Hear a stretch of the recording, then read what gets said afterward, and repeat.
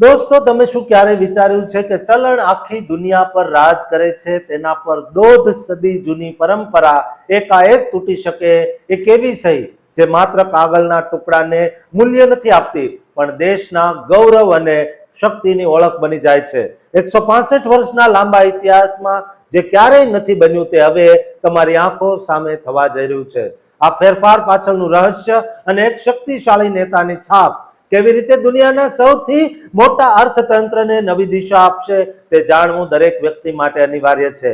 અમેરિકાના ચલણી નોટોના ઇતિહાસમાં 165 વર્ષ બાદ એક એવો વળાંક આવ્યો છે જેણે સમગ્ર વિશ્વનું ધ્યાન પોતાની તરફ ખેંચ્યું છે.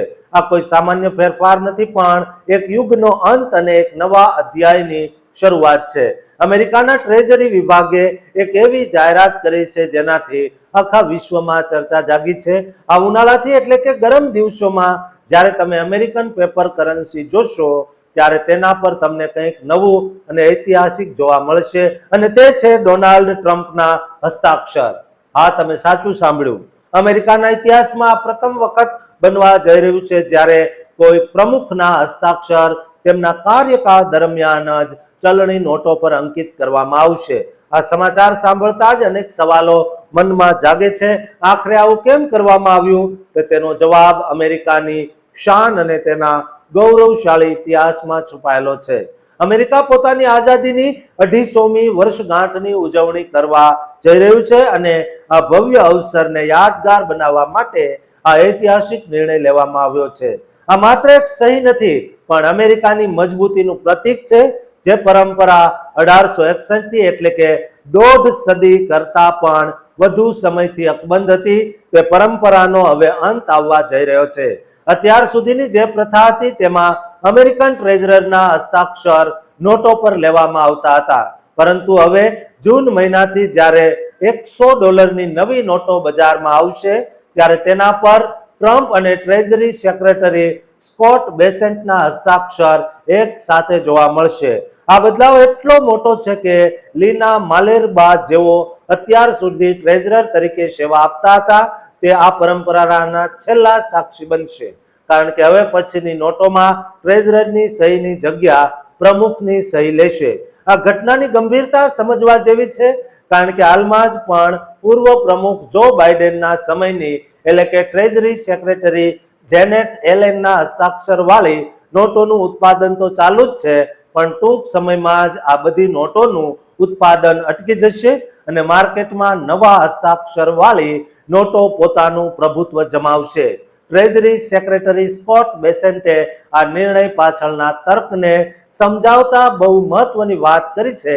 તેમણે ખુલ્લેઆમ જણાવ્યું છે કે ડોનાલ્ડ ટ્રમ્પના બીજા કાર્યકાળ દરમિયાન અમેરિકાએ જે આર્થિક વિકાસની ગતિ પકડી છે અને જે રીતે ડોલર વિશ્વમાં સર્વોપરી અને મજબૂત બન્યો છે તે ખરેખર ઐતિહાસિક અને પ્રશંસનીય છે અને એટલે જ દેશની આ મહાન સિદ્ધિઓને યોગ્ય સન્માન આપવા માટે ચલણી નોટ પર ટ્રમ્પનું નામ હોવું ખૂબ જ જરૂરી બની ગયું હતું તેવું સરકાર માને છે. જોકે અહીં એક વાત ખાસ નોંધવા જેવી છે કે અમેરિકાના કાયદાઓ પણ બહુ કડક અને સ્પષ્ટ છે. કાયદાકીય મર્યાદાઓને કારણે કોઈ પણ જીવિત વ્યક્તિની તસવીર ક્યારેય સિક્કા કે કરન્સી પર છાપી શકાતી નથી અને આ જ કારણ છે કે નોટોની મૂળ ડિઝાઇનમાં જ કે તેના મુખ્ય ફોટોમાં કોઈ મોટો બદલાવ કરવામાં આવશે નહીં.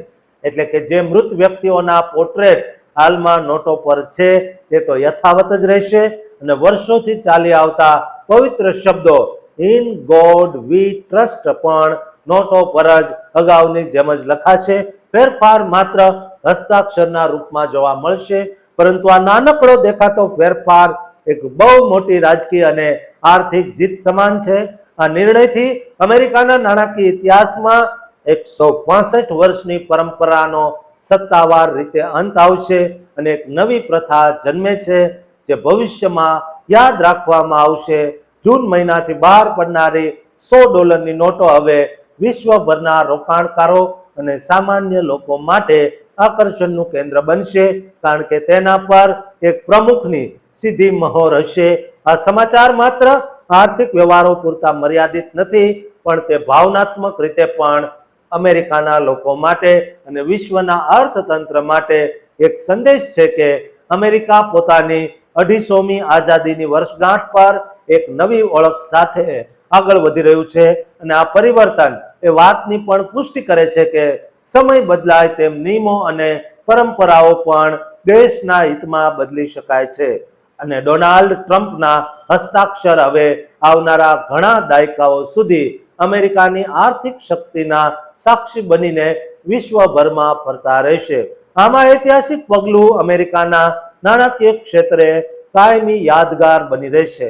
દોસ્તો, તમારું આ અંગે શું માનવું છે? યુદ્ધની આડમાં ટ્રમ્પે જે કામ કર્યું છે તેનાથી ડોલરની વેલ્યુ વધશે કે કેમ તે કોમેન્ટ બોક્સમાં જરૂર લખજો અને આ વિડીયો શેર કરવાનું ચૂકતા નહીં અને ચેનલને સબસ્ક્રાઇબ જરૂર કરજો.